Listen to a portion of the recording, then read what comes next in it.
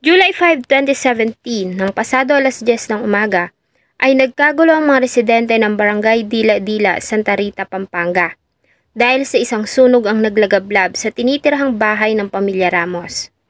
Makalipas ang ilang minuto ay inilabas doon ang tatlong mag-iina na nasa kritikal na kondisyon. Nagawa pa itong maisugod sa ospital, subalit dahil sa malalalang sugat na natamo sa sunog, ay binawian din sila ng buhay. Ang nakakagulat, ang tinuturong salarin sa nangyari sa mag-iina ay ang mismong haligi ng kanilang tahanan. Ano ang nagtulak sa 25 years old na si Ferdinand Andy Igmat para sunugin ng buhay ang 3 buwan niyang anak, asawa, at ang 1 taon pa lamang nitong anak na babae? Samahan niyo po akong balikan ang isa sa mga karumal-dumal na pangyayari na nag-iwan ng lapnos sa mga damdamin ng mga taga Pampanga. Bago ko po ipagpatuloy ang ating kwento, sa mga bago po sa channel ko at nais sa mga ganitong klase ng kwento ng krimen na nangyayari sa loob at labas ng ating bansa ay maaari pong pakipindot ang ating subscribe button at notification bell para ma-notify kayo pag may mga bago tayong upload na videos. Ang pamilya Ramos ay tahimik na naninirahan sa Santa Rita, Pampanga. Ang 46 years old na lamang na si Nanay Gina ang kasama ng mga anak sa kanilang bahay. Walang masyadong impormasyon tungkol sa pamilya maliban sa isa sila sa mga kababayan nating mahihirap na matagal nang naninirahan sa lugar. Ang anak nito na si Jeneline Ramos ay hindi na nakapag-aral dahil na rin sa hirap ng buhay. Sa batang edad na 18 ay umibig ito at nagdalang tao, subalit hindi ito pinanagutan ng lalaki. Kaya naman siya at ang ina ang nagsikap para ligtas at malusog niyang isilang ang sanggol.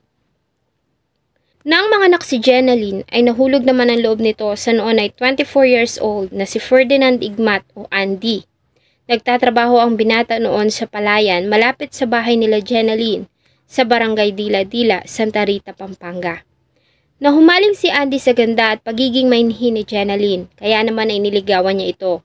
Ganun pa man ay hindi rin naman lingid sa kanyang kaalaman na kapapanganak pa lamang ni Jeneline sa panganay nitong anak. Noong una ay binawalan nito ni Jeneline na manligaw dahil sa natatakot na hindi nito matanggap ang kanyang anak. Subalit naging makulit ang binata at malipit itong dumalaw sa bahay nila para masugid na manligaw. Ang pagtsatsaga nito ay nagbunga nang tanggapin ni Jeneline ang pag-ibig at nagpasya silang magsama. Dahil wala namang kasama sa bahay ay sa bahay na rin nila Jeneline na nirahan ng dalawa. Ayon kay Nanay Gina, noong una ay tinupad naman ni Andy ang kanyang pangako na pagpapakaama nito sa anak ni Jeneline na panganay. Maayos din itong makitungo sa kanila at talaga namang masipag. Bukod sa pagtatrabaho sa bukid ay umi-extra din ito sa construction at iba pang mga trabaho. Hanggang sa muling mabuntis si Jeneline sa bunsong anak. Dahil sa lumalaking pamilya ay hindi na kumakasya ang kinikita ni Andy. Kaya naman namasukan bilang kasambahay at umi-extra sa paglalabada si Nanay Gina para matulungan ang anak. Nang isilang ni Jeneline ang anak na bunso ay nagsimula namang magbago ang ugali ng kinakasama. Ayon sa kanila ay naging bugnutin ito at mainitin ang ulo. Malimit na rin na mag-away ang mag-asawa at halos gabi-gabi na rin na umiinom ng alak si Andy. Maliban sa pagiging bugnutin nito ay sobrang siloso din na kahit na mga pinsan at kamag-anak na lalaki ni Jeneline ay pinagsisilosan nito. July 5, 2017 ay maagang umalis si Nanay Gina para pumasok sa trabaho. Ganon din ang kanyang manugang na si Andy, na iwan ang mag-iina sa bahay. Subalit nang sumapit ang alas 10 ng umaga, ay muli itong umuwi na galit na galit. Ayon sa mga nakasaksi ay narinig nila ang mainit na pagtatalo ng mag-asawa, hanggang sa magkaroon ng pagliyab ng apoy mula sa loob ng bahay. Nang magtungo sila doon ay mas lalo silang nagulat nang makitang hindi lamang ang mga gamit ang nag-aapoy, kundi ganun din ang mag-iina. Ang pangyayari ay nasaksihan ng 2 kapatid ni Jeneline ayon sa salaysay ng 14 years old na si Gerald, ang bunsong kapatid ng biktima. Ay nasa bahay siya ng isa pa nilang kapatid at nanunood ng TV nang marinig niya ang pag-aaway ng kanyang ate at asawa nito. Ang pinag-aawayan ng dalawa ay ang status na inilagay ni Jeneline sa Facebook timeline ng kinakasamang si Andy, kung saan ay sinabihan niya ito ng pangit at mukhang kabayo. Ayon kay Gerald ay narinig niya ang kanyang kuya Andy na pinapabura sa ate niya ang nasabing post dahil kung hindi ay susunugin niya ito. Ang isa pa sa mga kapatid ng biktima ay nasaksihan din ng pangyayari. Ayon sa kanya ay nakaupo umano siya sa harap ng tindahan malapit sa kanilang bahay nang makita niya ang pagdating ni Andy. May dala-dala itong bag at galon ng gasolina. Mabilis umano ang paglalakad nito at hindi siya nito pinansin. Pagpasok sa loob ng bahay ay narinig na lamang nila ang pagtatalo ng mag-asawa. Noong una ay hindi nila yon pinansin dahil sa malimit na magtalo ang dalawa. Subalit nang magsimulang magkaroon ng pagbabasag at pagtatapon ng mga gamit, ay lumapit na siya sa bahay para awatin ang mag-asawa. Subalit bago makapasok ay nakita niya na lamang na hinagis ni Andy ang may sinding palito ng posporo kay Jenaline at nagkaroon ng malakas na pagliyab ng apoy. Nadamay pati ang natutulog na dalawang bata. Sa pagkataranta ay una niyang kinuha ang 3 buwan na sanggol at dinala sa poso para mamatay ang apoy. Ang kanyang kapatid naman na si Gerald ang kumuha sa lumiliyab na 1 taong pamangkin. Matapos iyon katulong ang mga pinsan ay saka pa lamang nila binalikan ang ate na si Jenaline at dinala sa poso para mapatay ang apoy. Ang 3 kasama ang mga nag-rescue na kapatid at kamag-anak ay agad na dinala sa Jose Songcol Lapid Hospital. Subalit dahil walang sapat na facility, ang mag-ina ay inilipat sa Jose B. Lingad Memorial Regional Hospital sa San Fernando, Pampanga. Ayon sa surgeon na si Dr. Benedict Torres, dumating sa kanila ang mga biktima 3 oras makalipas ang insidente at nasa kritikal na kondisyon. Nagtamo mga ito ng mga major burns sa halos buong katawan at may mga sintomas ng respiratory distress, sanhi ng mga natamong sugat at ng insidente mismo. Ang mga natamong paso ay nakaapekto sa mga laman, ugat at buto ng mga biktima na siyang naging dahilan para mahirapan silang huminga.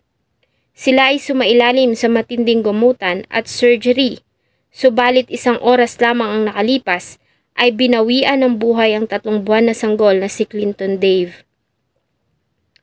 July 7 naman ay binawian na rin ng buhay ang 1 taong gulang na si Jenny Rose. Ang ina nilang si Jenaline na 1 linggo pa na nakipaglaban sa mga tinamong paso sa katawan bago ito sumakabilang buhay noong July 12, 2017. Bagamat mga sunog na damit na lamang ang dinatna ng mga pulis sa crime scene, ay agad naman nilang naaresto ang suspect na si Andy Igmat. Noong una ay sinubukan pa nitong tumakas, subalit napigilan nito ng tiyuhin ng biktima. Si Andy Igmat ay nagtamo din ng mga paso sa kanyang braso at paa, kaya naman dinala din ito sa ospital para sumailalim sa gamutan at surgery. Nang makalabas noong July 26, 2017 ay agad itong idinala sa Pampanga Provincial Jail sa San Fernando. Ayon kay Andy Igmat, ay nasa trabaho siya nang makita ng mga kasamahan ng status na ipinost ng kanyang asawa na si Jenaline sa kanyang timeline, kung saan ay sinabi nito na pangit siya at mukhang kabayo. Ang nasabing post ay naging dahilan para magmukha siyang katawa-tawa sa mga kasama, kaya naman galit na galit itong umuwi ng bahay kahit pa nga hindi pa tapos ang trabaho para kumprontahin ang asawa. Ayon sa kanya ay pinapabura niya lamang dito ang nasabing post. Nang hindi siya nito sundin ay binuhusan niya ito ng dalang gasolina. Sinabi niya rin na hindi niya sinasadya ang pagkakasunog sa mag-iina. Tinatakot niya lamang umanong kinakasama nang buhusan niya ito ng gasolina. Hindi niya rin alam na natalsikan pala ng gasolina ang mga natutulog na mga anak. Kaya nadamay ang mga ito sa sunog. Nang mahimasmasan sa pangyayari ay agad ditong kinuha ang bunsong anak na si Clinton Dave.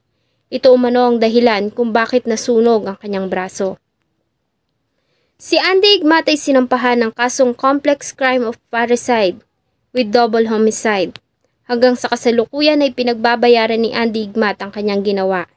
Bagamat nakakulong na ayon kay Nanay Gina, ay walang kapatawaran ang ginawa nito sa kanyang anak at walang kalaban-labang mga apo. Ang mga bakas ng sunog sa bahay nila ay tuluyan ng nabura.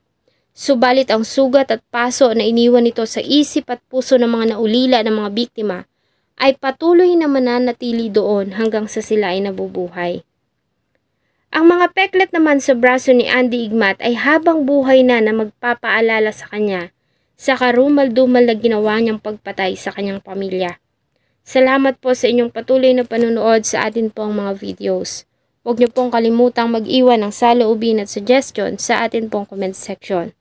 Sana po ay samahan niyo po ako muli sa susunod pa nating mga episodes. Thank you so much po and see you in my next video.